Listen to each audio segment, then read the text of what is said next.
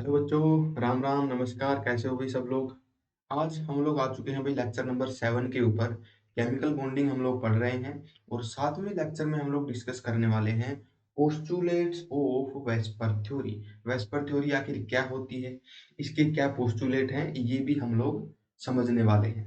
तो देखो भाई, सबसे पहले हमने पढ़ी थी इलेक्ट्रॉनिक थ्योरी या फिर ऑक्टेट रूल। उसके अकॉर्डिंग हम लोग क्या करते थे भाई, बॉन्ड्स वगैरह के बीच में कैसे कितने इलेक्ट्रॉन होते हैं वो समझ गए थे। आयोनिक बॉन्ड कैसे बन रहा है, कोवेलेंट बॉन्ड कैसे बन रहा है, कितने इलेक्ट्रॉन्स की शेयरिंग हो रही है, ये सब बता दिया था इलेक्ट्रॉनिक थ्योरी ने या फिर ऑक्टेट थ्योरी ने। हाउएवर, जो चीज प्रिडिक्ट नहीं कर पाई थी इलेक्ट्रॉनिक थ्योरी, वो थी भाई मॉलिक्यूल्स की शेप। कोवेलेंट कंपाउंड्स जब बनते हैं, कोवेलेंट मॉलिक्यूल्स जब बनते हैं, तब उनकी शेप कैसी होती है वो एक्सप्लेन नहीं कर पाई थी। फॉर एग्जांपल, कार्बन डाइऑक्साइड का जो मॉलिक्यूल है, 3 एटम से मिलके बना है लेकिन लीनियर है। हाउएवर, वाटर मॉलिक्यूल जो है वो भी 3 ही एटम से मिलके बना है लेकिन लीनियर नहीं है। तो ये सब चीजें किस बेस पे एक्सप्लेन होंगी, वेस्पर थ्योरी के बेस पे ही एक्सप्लेन होंगी। तो पूरे मॉलिक्यूलर वर्ल्ड का जो कोवलेंट कंपाउंड्स का स्ट्रक्चर होता है वो हमें समझना बहुत ज्यादा जरूरी होता है। और स्ट्रक्चर कौन एक्सप्लेन करेगा, वेस्पर थ्योरी। तो इस थ्योरी की इंपॉर्टेंस आप लोग समझ सकते हो। केमिकल वर्ल्ड में भी बहुत इंपॉर्टेंस है और एग्जाम्स में भी बहुत इंपॉर्टेंट है। डायरेक्ट क्वेश्चन यहाँ से शेप के, स्ट्रक्चर के, ज्योमेट्री के पूछे जाते हैं। तो वेस्पर थ्योरी बहुत इंपॉर्टेंट कॉन्सेप्ट है, इसी को हमें पढ़ना है भाई आज के लेक्चर में। तो लेक्चर शुरू करने से पहले भाई देखो, your support is my motivation, that's all I ask for. मुझे सपोर्ट करने के लिए आप इस वीडियो को लाइक कर सकते हो, चैनल को सब्सक्राइब कर सकते हो। साथ ही अगर आप किसी कॉम्पिटिटिव एग्जाम की प्रिपरेशन कर रहे हो और किसी रीजन्स की वजह से कोई कोर्स वगैरह में एनरोल नहीं करना चाहते हो, तो आप हमारी वेबसाइट भी विजिट कर सकते हो। ये वेबसाइट मैंने इसीलिए बनाई है ताकि फ्री में कंटेंट जो है स्टूडेंट्स को प्रोवाइड करवा सकूं। यहाँ पर आपको जेई, नीट, सीबीएसई के हैंड रिटन नोट से लेके हर चैप्टर के ऊपर हजारों एमसीक्यू क्वेश्चंस और प्रीवियस ईयर सॉल्व्ड पेपर्स सब कुछ मिल जाएगा camcontent.com पे। और वीडियो लेक्चर्स के लिए तो हमारा चैनल है ही। Please subscribe and like. Okay, कर दो। नेक्स्ट हम लोग भाई स्टार्ट करते हैं वेस्पर थ्योरी। फुल फॉर्म इसकी होती है भाई valence shell electron pair repulsion theory. इसके नाम को अच्छे से समझ लो, सारे पोस्टुलेट अपने आप समझ में आ जाएंगे। देखो, किसी भी एटम के वैलेंस शेल में ना इलेक्ट्रॉन्स होते हैं, अलग अलग ऑर्बिटल्स के अंदर इलेक्ट्रॉन्स होते हैं। तो इलेक्ट्रॉन्स बेसिकली क्या करेंगे, एक दूसरे को रिपेल करेंगे, रिपल्सन होगी इलेक्ट्रॉन्स के बीच में। क्यों होगी भाई, क्योंकि इलेक्ट्रॉन्स हैं, इलेक्ट्रॉन्स के बीच में नेगेटिव चार्ज होता है इलेक्ट्रॉन्स के ऊपर, और सेम चार्जेस हमेशा ही एक दूसरे को रिपेल करते हैं। तो मल्टीपल इलेक्ट्रॉन्स जो होंगे वो एक दूसरे के बीच में रिपल्सन करते हैं। रिपल्सन की वजह से क्या होता है, अनस्टेबिलिटी आती है मॉलिक्यूल के अंदर। रिपल्सन जो है वो मॉलिक्यूल को अनस्टेबल कर देता है। तो क्या होगा भाई, मॉलिक्यूल के अंदर जो इलेक्ट्रॉनिक पेयर है ना, इलेक्ट्रॉनिक पेयर चाहे वो बॉन्डेड हो चाहे लोन पेयर हो, वो ऐसी डायरेक्शंस में, ऐसी पोजीशंस के अंदर फैल जाएंगे कि उनका रिपल्सन मिनिमम हो जाए। इसी चीज से इसकी डेफिनेशन, इसकी फुल फॉर्म भी बनी है, valence shell electron pair repulsion theory. Valence shell में जो इलेक्ट्रॉनिक पेयर होते हैं वो एक दूसरे को रिपल्सन करते हैं, रिपेल करते हैं, और रिपल्सन को कम करने के लिए ही वो थोड़ा सा दूर दूर सेपरेट हो जाते हैं। कुछ ऐसी अरेंजमेंट बना लेते हैं, कुछ ऐसी डायरेक्शंस के अंदर फैल जाते हैं कि उनके बीच में रिपल्सन मिनिमम हो जाए। तो बेसिकली रिपल्सन मिनिमम होने से क्या होगा, स्टेबिलिटी आ जाएगी। तो स्टेबल स्ट्रक्चर कैसे बनेगा, रिपल्सन को कम करके। फुल फॉर्म हम लोग अच्छे से समझ गए हैं भाई, क्या मतलब है इसका वो भी समझ गए। अब रिपल्सन देखो, मैं आपको बताता हूँ भाई कितने तरह की हो सकती है। किसी भी मॉलिक्यूल में इलेक्ट्रॉनिक पेयर दो ही तरह के होंगे, या तो बॉन्ड बनाए हुए होंगे या फिर बॉन्ड बनाए हुए नहीं होंगे। तो दो तरीके के पेयर होते हैं। मान लो वाटर मॉलिक्यूल का एग्जांपल आज हम लोग लेके चलेंगे। कुछ ऐसा इसका होता है स्ट्रक्चर। यहाँ पर दो तरीके के इलेक्ट्रॉनिक पेयर्स हैं। एक हैं ऑक्सीजन के ऊपर वाले लोन पेयर्स, और दो यहाँ पर आपको दिख रहे होंगे बॉन्ड पेयर। मतलब बॉन्ड पेयर मतलब जिस पेयर से बॉन्ड बना हुआ है ऑक्सीजन और हाइड्रोजन का। दो है यहाँ पर बॉन्ड पेयर्स। अब यहाँ पर जो ऑक्सीजन के लोन पेयर हैं वो भी वही ऑर्बिटल्स के अंदर होते हैं। कुछ इस तरीके के ऑर्बिटल्स के अंदर ये इलेक्ट्रॉन्स होते हैं भाई। ठीक है, तो इस तरीके से बेसिकली वाटर के मॉलिक्यूल में आपको दिखेगा कि 4 इलेक्ट्रॉनिक पेयर हैं। 2 हैं जिनमें से बॉन्ड पेयर और 2 हैं जिनमें लोन पेयर्स। तो इनके बीच में क्या होगी भाई? रिपल्सन होगी। ये वाला लोन पेयर इसको रिपेल करेगा, जिसकी वजह से क्या होगा? ये दोनों लोन पेयर एक एंगल्स के ऊपर सेपरेट हो जाएंगे, मिलेंगे नहीं, बिल्कुल सेपरेट हो जाएंगे थोड़े से एक एंगल के ऊपर, ताकि रिपल्सन कम हो जाए। सिमिलरली क्या होगा भाई? ये जो लोन पेयर है ये इस बॉन्ड पेयर को भी रिपेल करेगा, क्योंकि है तो इलेक्ट्रॉनिक पेयर ही, है तो नेगेटिव चार्ज डेंसिटी ही, तो रिपल्सन यहाँ पर भी होगा। इस वजह से ये भी इससे थोड़ा सा दूर होना चाहेगा। सिमिलरली ये वाला लोन पेयर इस बॉन्ड पेयर को भी रिपेल करेगा। तो मतलब लोन पेयर के बीच में भी रिपल्सन होती है, लोन पेयर बॉन्ड पेयर के बीच में भी रिपल्सन होती है, और बॉन्ड पेयर के बीच में भी रिपल्सन होती है। ठीक है भाई। अब यहाँ पर हम लोग कंपेयर करते हैं, हम लोग 3 तरीके की रिपल्सन यहाँ पर स्टडी करेंगे। पहली रिपल्सन होगी ऐसी जो कि लोन पेयर और लोन पेयर के बीच में है। तो ये वाली रिपल्सन की बेसिकली हम लोग बात कर रहे हैं, जो कि 2 लोन पेयर्स के बीच में है। तो यहाँ पर एक चीज ध्यान से समझना, लोन पेयर्स जो है ना वो एटम के ऊपर ही, एटम के सरफेस पे होते हैं। एक सिंगल एटम के सरफेस पे दोनों लोन पेयर्स का चार्ज फैला हुआ है, मतलब बहुत छोटी डिस्टेंस पे है, पूरे मॉलिक्यूल के ऊपर नहीं फैला है, बल्कि क्या है, सिर्फ सिंगल एटम के ऊपर ये दोनों लोन पेयर का चार्ज है। अगर कम डिस्टेंस पे है तो ऑब्वियसली इन दोनों के बीच में ज्यादा रिपल्सन होगी। यही रीजन है कि लोन पेयर का जो रिपल्सन होता है वो सबसे ज्यादा होता है। अब बॉन्ड पेयर क्या होता है भाई? बॉन्ड पेयर होता है एटम्स के बीच में। वाटर मॉलिक्यूल का असली स्ट्रक्चर कुछ ऐसा दिखेगा, है ना? यहाँ पर स्फेरिकल ऑक्सीजन एटम होगा और यहाँ पर होंगे 2 छोटे छोटे हाइड्रोजन के एटम।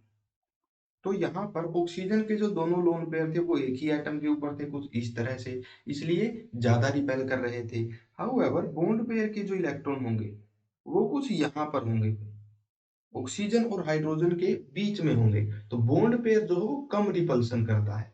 इसी बेसिस पे लोन पेयर का रिपल्सन ज्यादा है, बॉन्ड पेयर का रिपल्सन कम है। इसी बेसिस पे तीनों तरीके के रिपल्सन को हम लोग कंपेयर कर सकते हैं। सबसे ज्यादा रिपल्सन होगा लोन पेयर और लोन पेयर में, ये एलपी है बेसिकली। एलपी मतलब लोन पेयर और लोन पेयर का रिपल्सन, ये सबसे ज्यादा होगा। उसके बाद किसका रिपल्सन ज्यादा होगा? Lone pair versus bond pair, lone pair versus bond pair, इस वाले रिपल्सन की हम लोग बात कर रहे हैं। इसके बाद ये ज्यादा होगा, देन बॉन्ड पेयर और बॉन्ड पेयर का रिपल्सन, उसके बाद ये वाला रिपल्सन। ये रिपल्सन सबसे कम होता है कंपैरेटिवली। तो कौन सा रिपल्सन कम होता है, कौन सा रिपल्सन ज्यादा होता है, ये हम लोग समझ गए भाई। अगर इतनी बात आप लोग समझ गए तो ये समझ लो पूरा लेक्चर आपके समझ में आ चुका है। ठीक है, अब बस हमें डेफिनेशन रटनी है डिफरेंट पोस्टुलेट्स की। Postulates of VSEPR theory. यहाँ पर देखो वाटर मॉलिक्यूल के ऊपर थोड़ा सा और ध्यान हम लोग देते हैं। अगर हम लोग इमेजिन करें भाई कि वाटर मॉलिक्यूल का जो स्ट्रक्चर है ना वो कुछ ऐसा है, ऑक्सीजन एटम बीच में है, 2 इसने बॉन्ड बनाए हुए हैं हाइड्रोजन के साथ, और 2 है लोन पेयर। तो हो सकता है आपके माइंड में ऐसा आए कि भाई लोन पेयर का ही रिपल्सन अगर ज्यादा है तो क्या करते हैं हम लोग, दोनों लोन पेयर को 180 डिग्री पे रख देते हैं, है ना? बिल्कुल 180 डिग्री पे हो गए, बिल्कुल दूर दूर हो गए, रिपल्सन हो गया मिनिमम। तो क्या ये स्ट्रक्चर ज्यादा स्टेबल है? ऐसा नहीं है। देखो यहाँ पर लोन पेयर का रिपल्सन तो हमने कम कर दिया, लेकिन लोन पेयर बॉन्ड पेयर के बीच में एंगल कितना है? यहाँ पर एंगल है भाई 90 डिग्री। अगर ये एंगल थोड़ा सा और बढ़ जाए, कुछ ऐसा हो कि ये एंगल थोड़ा सा और बढ़ जाए, तब क्या होगा भाई? लोन पेयर और बॉन्ड पेयर का रिपल्सन भी काफी कम हो जाएगा, तब बहुत ज्यादा स्टेबिलिटी आएगी। तो असल में जो वाटर मॉलिक्यूल का स्ट्रक्चर होता है ना, वो ध्यान से समझना कुछ ऐसा होता है। मान लो ऑक्सीजन एटम जो है वो है आपकी स्क्रीन के ऊपर, आपके प्लेन में, और ये जो दोनों लोन पेयर्स हैं, ये दोनों लोन पेयर कहाँ पर? मान लो ये दोनों भी आपकी स्क्रीन के ऊपर हैं। तो बेसिकली ऑक्सीजन एटम कुछ यहाँ पर हो गया, एक लोन पेयर यहाँ हो गया, एक लोन पेयर यहाँ हो गया। हाइड्रोजन एटम्स कैसे हैं भाई? ये समझ लो ये आपकी स्क्रीन के ना परपेंडिकुलर है, ये हाइड्रोजन एटम थोड़ा सा स्क्रीन से बाहर की तरफ आ रहा है और ये वाला हाइड्रोजन एटम थोड़ा सा स्क्रीन से पीछे की तरफ जा रहा है।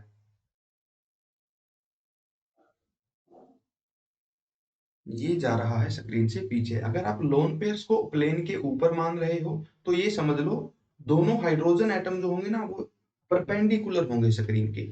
अगर मान लो ऑक्सीजन एटम और लोन पेयर यहाँ पर हैं तो हाइड्रोजन एटम्स इस प्लेन में मिलने वाले हैं, बिल्कुल अपोजिट प्लेन में, बिल्कुल एक तरीके से 90 डिग्री के एंगल पे। तो प्लेन्स के बीच का एंगल 90 डिग्री है। हाउएवर यहाँ पर बॉन्ड एंगल जो होता है वो हो जाता है भाई 100 डिग्री से भी ऊपर, 104 डिग्री के भी ऊपर। इसी तरीके की शेप को हम लोग टेट्राहेड्रल शेप बोलते हैं। तो बेसिकली अगर हम लोग इसी शेप को स्केयर प्लेनर कंसीडर कर रहे थे, ये कैसी शेप थी भाई? स्केयर प्लेनर थी। मतलब एक स्केयर के ऊपर जो है चारों इलेक्ट्रॉनिक पेयर फैले हुए थे। यहाँ पर बॉन्ड एंगल था 90 डिग्री। हाउएवर बॉन्ड एंगल नहीं, सॉरी, यहाँ पर लोन पेयर और बॉन्ड पेयर के बीच का एंगल था 90 डिग्री। हाउएवर जब इसने ये टेट्राहेड्रल शेप ले ली, टेट्राहेड्रल शेप मतलब अगर दोनों बॉन्ड्स को आप लोग प्लेन पे मान रहे हो तो ये मान लो एक lone pair above the plane है, एक बिलो द प्लेन है। या फिर अगर आप लोग ऐसे कंसीडर कर रहे हो कि दोनों लोन पेयर प्लेन पे हैं तो एक हाइड्रोजन अबव द प्लेन है, एक हाइड्रोजन बिलो द प्लेन है। तो ऐसा जब हम लोग करते हैं तो यहाँ पर बॉन्ड एंगल 90 डिग्री से कहीं ज्यादा हो सकता है, कहीं ज्यादा हो जाता है। इस वजह से क्या हुआ भाई, टेट्राहेड्रल शेप आने से क्या हुआ, बॉन्ड एंगल 90 डिग्री से बढ़ गया। इस वजह से हम लोग बोल सकते हैं कि वाटर मॉलिक्यूल की अगर ये दो स्ट्रक्चर हम लोग इमेजिन करें ना तो टेट्राहेड्रल शेप में रिपल्सन कम होगा as compared to square planar shape. क्यों? क्योंकि एंगल बढ़ गया। एंगल बढ़ने से क्या होगा, चार्जेस दूर दूर हो जाएंगे। तो यहाँ पर आप लोग समझ गए कि इलेक्ट्रॉनिक रिपल्सन कैसे आखिर शेप को डिसाइड कर रहा है। इलेक्ट्रॉनिक रिपल्सन की वजह से क्या हो रहा है, मॉलिक्यूल एक ऐसी शेप के अंदर ट्रांसफॉर्म हो रहा है जिसके अंदर रिपल्सन मिनिमम हो। इस तरीके से जो इलेक्ट्रॉनिक रिपल्सन है वो शेप बताती है। अब वेस्पर वर्ड का मतलब आपको और ज्यादा क्लियर हो गया होगा। Valence shell, electron, valence shell, electron pair, repulsion theory. Valence shell जो होते हैं वो रिपल्सन करते हैं और एक ऐसा स्ट्रक्चर बनता है जिसमें रिपल्सन मिनिमम हो। तो इसी वजह से वाटर का असली स्ट्रक्चर ऐसे एग्जिस्ट करता है भाई, ऐसे एग्जिस्ट नहीं करता। This is a wrong structure, this is a correct structure. Reason क्या है? Less electronic repulsion. ऐसे रिपल्सन जो है वो शेप डिसाइड करता है। अब सिर्फ पोस्टुलेट रटने हैं हमें पूरे लेक्चर के अंदर ही, ठीक है। The shape of a molecule depends upon number of valence shell electron pairs bonded और non bonded around the central atom. Shape जो होगी मॉलिक्यूल की वो किस चीज पे डिपेंड करेगी, कितने नंबर ऑफ इलेक्ट्रॉनिक पेयर हैं, चाहे वो बॉन्डेड हो चाहे नॉन बॉन्डेड हो, टोटल कितने इलेक्ट्रॉनिक पेयर हैं सेंट्रल एटम के अराउंड, उस बेसिस पे ही जो शेप है वो डिपेंड करेगी। अगर ऑक्सीजन के पास इमेजिनली मान लो कि कोई भी लोन पेयर नहीं होता, फॉर एग्जांपल ऑक्सीजन के पीरियड का वो एलिमेंट जिसपे कोई लोन पेयर नहीं होगा, मतलब कि बेरिलियम की हम लोग बात कर रहे हैं। बेरिलियम में भी क्या होता है, मान लो ये दो हाइड्रोजन से जुड़ा हुआ है तो यहाँ पर बेरिलियम डाइहाइड्राइड, बेरिलियम के साथ जब दो हाइड्रोजन जुड़ गए BeH2 बन गया, इसकी शेप लीनियर होती है। हाउएवर वाटर मॉलिक्यूल की शेप कैसी है, बेंट है ना, ये बेंट शेप है, मुड़ी हुई है, इसके बीच में एंगल 180 डिग्री नहीं है। रीजन क्या है भाई, नंबर ऑफ जो लोन पेयर हैं वो चेंज हो गए सेंट्रल एटम में।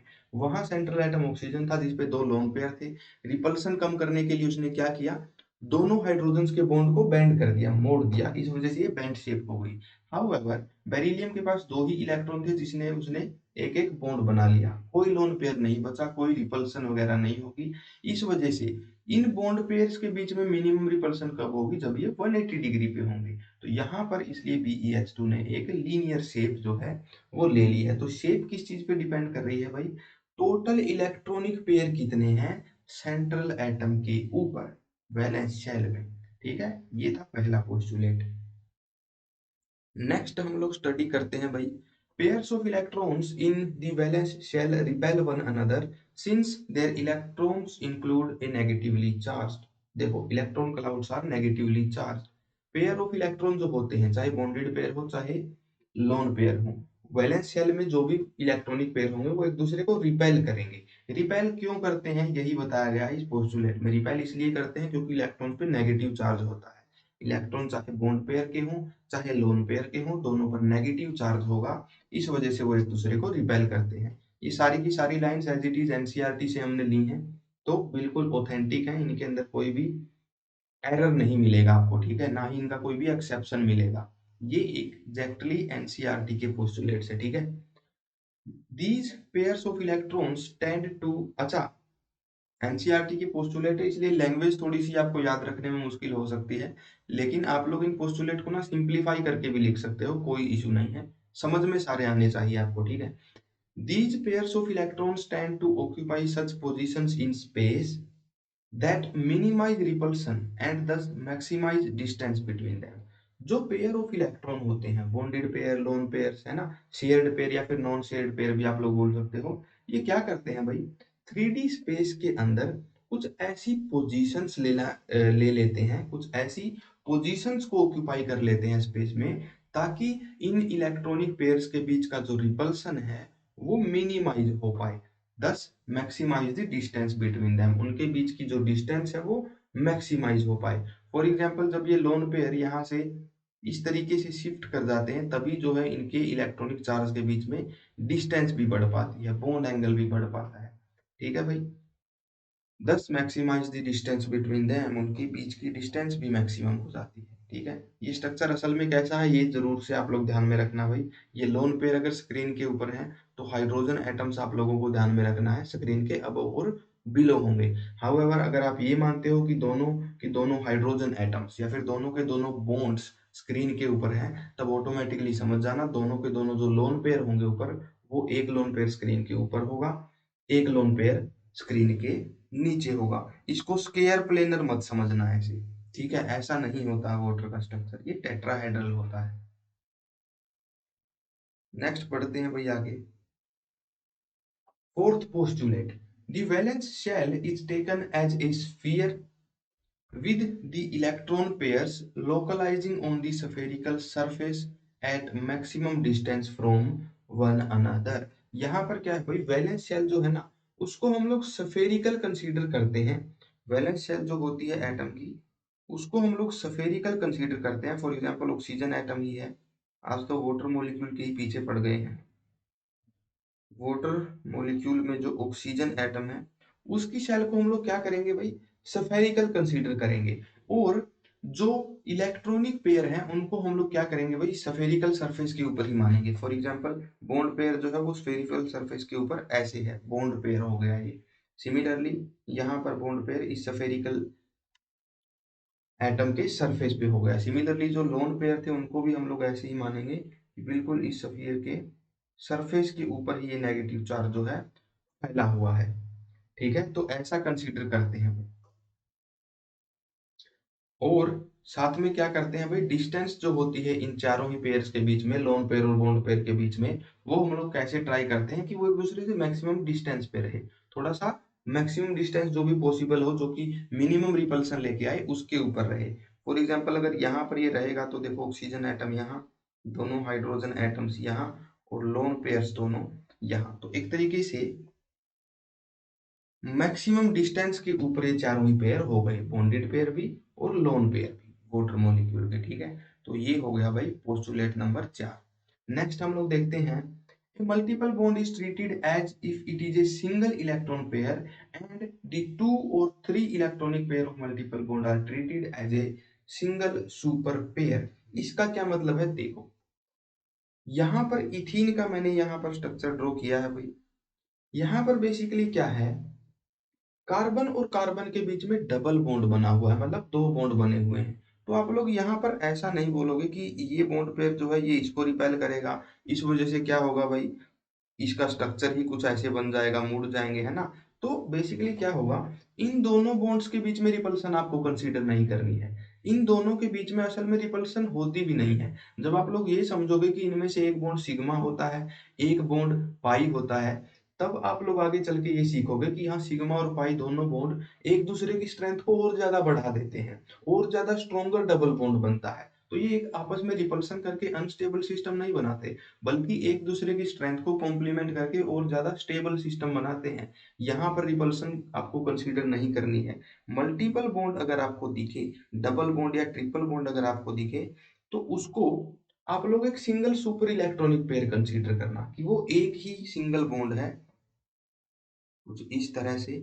और रिपल्सन जब आप खास करके कंसीडर करो तो एक ही बॉन्ड कंसीडर करना उसको। अब यहाँ पर देखो, अगर हमें ये पता चल जाए कि हर कार्बन एटम ने क्या किया है भाई, चार चार बॉन्ड बना रखे हैं जिनमें एक है डबल बॉन्ड, डबल बॉन्ड को हमें सिंगल बॉन्ड ही कंसीडर करना है। तो टोटल एक तरीके से ये समझ लो, कार्बन ने तीन डायरेक्शंस के अंदर बॉन्ड बनाए हुए हैं, तीन डायरेक्शंस में बॉन्ड बनाए हुए हैं। अगर तीन डायरेक्शन में बॉन्ड बनाए हैं तो मिनिमम रिपल्सन कैसे होगा?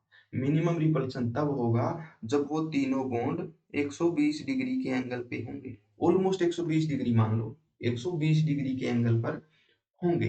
यही रीजन है कि इथीन मॉलिक्यूल के अंदर भी ये जो एंगल होते हैं ना, ये ऑलमोस्ट 120 डिग्री होते हैं। कुछ और फैक्टर भी होते हैं जिसके बेस पे एंगल 8-10 डिग्री ऊपर नीचे हो सकता है ज्यादा से ज्यादा, बट तीन बॉन्ड है तो ऑलमोस्ट 120 डिग्री ही होंगे, ठीक है। तो मल्टीपल बॉन्ड जो होते हैं, जब उसका रिपल्सन कंसीडर करो तो उसको एक ही बॉन्ड मानना, उन दोनों के बीच में आपस में रिपल्सन मत दिखाने लगना, ठीक है। ये समझ लेना कि एक बॉन्ड यहाँ है, एक बॉन्ड यहाँ है, एक बॉन्ड यहाँ है, इन तीनों के बीच में रिपल्सन होगी, ठीक है। Multiple bond is treated as a single electronic pair, ऐसे समझ जाना, ठीक है। डिटेल में भी आएंगे भाई, सारे स्ट्रक्चर आने वाले हैं नेक्स्ट लेक्चर में, हम लोग यही देखने वाले हैं, स्ट्रक्चर एंड ज्योमेट्री। इस लेक्चर में बस हमें पोस्टुलेट पढ़ने हैं, ठीक है। सिक्स्थ पोस्टुलेट हमारे पास है, वेयर टू और more resonance structures can be present in a molecule, VSEPR model is applicable to any of such structure. कोई भी मॉलिक्यूल अगर ऐसा आ जाए जिसमें रेजोनेंस की वजह से मल्टीपल स्ट्रक्चर्स पॉसिबल हो, तो वेस्पर थ्योरी के जो पोस्टुलेट्स हैं, वेस्पर मॉडल जो है, वो किसी भी एक कैनोनिकल स्ट्रक्चर पे हम लोग अप्लाई कर सकते हैं। किसी भी एक पर्टिकुलर कैनोनिकल स्ट्रक्चर की स्टेबिलिटी को हम लोग जज कर सकते हैं, ठीक है भाई। किसी भी एक मॉडल के ऊपर एक बार में हम लोग लगा के देख सकते हैं। तो ये थे भाई postulates of VSEPR theory, okay. अच्छा, यहाँ पर ना एक थोड़ी सी और एडवांस बात आपको मैं अभी बताता हूँ, जो शायद आपके अभी समझ में ना आए। जब ऑर्गेनिक केमिस्ट्री को थोड़ा सा और डिटेल में पढ़ोगे तब आपके शायद समझ में आए। देखो, कैनोनिकल स्ट्रक्चर्स की कोई भी रियल एग्जिस्टेंस नहीं होती। असली स्ट्रक्चर सिर्फ एक ही होता है, जो होता है रेजोनेंस हाइब्रिड। अगर ये स्ट्रक्चर्स एग्जिस्ट ही नहीं कर रहे, तो वेस्पर मॉडल से हम लोग इनकी स्टेबिलिटी वगैरह, इनकी असली शेप वगैरह किस लिए रिप्रेजेंट कर रहे हैं? आखिर क्या फायदा है इनकी स्टेबिलिटी निकाल के? तो देखो, रेजोनेंस हाइब्रिड, जब हम लोग रेजोनेंस फिनोमिना पढ़ते हैं हायर क्लासेस में, तब आपको पता चलेगा कि भाई जब रेजोनेंस होता है ना, इसका रेजोनेंस हाइब्रिड स्ट्रक्चर कुछ ऐसे हम लोग बना देते हैं, राइट। इसका रेजोनेंस हाइब्रिड ऐसे बना सकते हैं। तब वहां पर आप लोग सीखोगे थोड़ा सा हायर क्लासेस में जाके होपफुली, कि हर एक रेजोनेटिंग स्ट्रक्चर, हर एक कैनोनिकल स्ट्रक्चर कुछ ना कुछ कंट्रीब्यूट करता है to the energy of this resonance hybrid. यहाँ पर दोनों कैनोनिकल स्ट्रक्चर सेम है, इसलिए दोनों का कंट्रीब्यूशन सेम रहेगा। तो जिस, भले ही ये एग्जिस्ट नहीं करते, थ्योरेटिकल शेप ही ये है, लेकिन वेस्पर मॉडल के हिसाब से भी ये समझ लो, जिसकी एनर्जी कम होगी वो सबसे ज्यादा कंट्रीब्यूट करेगा, क्योंकि वो सबसे ज्यादा स्टेबल होगा। और जो सबसे ज्यादा अनस्टेबल स्ट्रक्चर होगा, जिसकी एनर्जी सबसे ज्यादा होगी, वो सबसे कम कंट्रीब्यूट करेगा to the resonating hybrid, resonance hybrid. तो स्टेबिलिटी जितनी ज्यादा होती है, उतना ही ज्यादा कंट्रीब्यूशन बढ़ जाता है towards the shape and energy of the resonance hybrid. तो इस वजह से कैनोनिकल स्ट्रक्चर भले ही फेक हैं, असली में एग्जिस्ट नहीं करते, स्टिल इनकी एनर्जीज को स्टडी करना, इनके बीच में स्टेबिलिटीज को स्टडी करना काफी इंपॉर्टेंट है। और वो कैसे करते हैं भाई? वेस्पर थ्योरी के हिसाब से। कहाँ पर कितना रिपल्सन हो रहा है, उस बेसिस पे हम लोग बता सकते हैं कि कौन सा कैनोनिकल स्ट्रक्चर ज्यादा स्टेबल होगा, कौन सा कैनोनिकल स्ट्रक्चर कम स्टेबल होगा। वेस्पर मॉडल सभी कैनोनिकल स्ट्रक्चर्स पर अप्लाई हो सकता है। तो ये थे भाई हमारे पास postulates of VSEPR theory. Next आने वाला है भाई सबसे important concept, prediction of shape and geometry. किसी भी मॉलिक्यूल की शेप कैसी होगी, ज्योमेट्री कैसी होगी, ये हम लोग कैसे प्रिडिक्ट करेंगे वेस्पर थ्योरी के हिसाब से। तो बी पेशेंट, नेक्स्ट लेक्चर्स में यही आने वाला है। सबसे इंपॉर्टेंट बात, शेप और ज्योमेट्री में एक डिफरेंस भी होता है, बहुत इंपॉर्टेंट, ठीक है। तो ये भी हम लोग पढ़ने वाले हैं भाई, नेक्स्ट लेक्चर के अंदर ये स्टडी होगा। आज का लेक्चर काफ़ी स्मॉल बना है। Happy learning, bye bye, take care and bye.